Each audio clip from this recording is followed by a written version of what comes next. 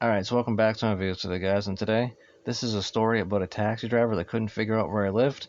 Now, I was done at the hospital, so I called a taxi. I got in there, and he's like, "Where do you live?" And I told him. He kept typing it in on the GPS. He's like, "I cannot find your city." And I'm like, "Okay." He's like, "You live in Halifax, don't you?" I'm like, "No, but I'll show you where I live when we get there." So I'm sitting in the back seat. It's 1 o'clock in the morning. I was at the hospital for like 6 hours. I'm upset. I'm nervous. This guy driving the taxi has no idea how to get to where I live.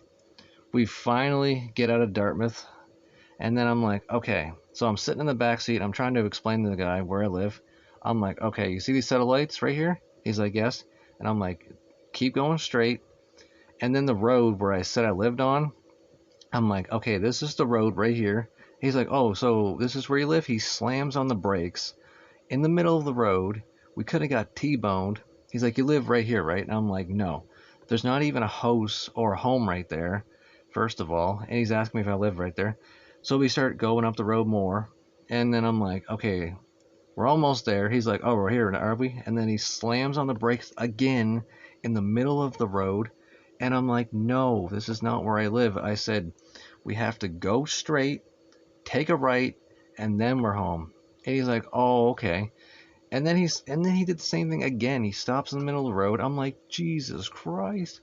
He couldn't figure out where I lived on the GPS. He kept stopping in the middle of the road at 1 o'clock in the morning. There could have been a drunk driver behind us and slammed into us. Like, I was just terrified.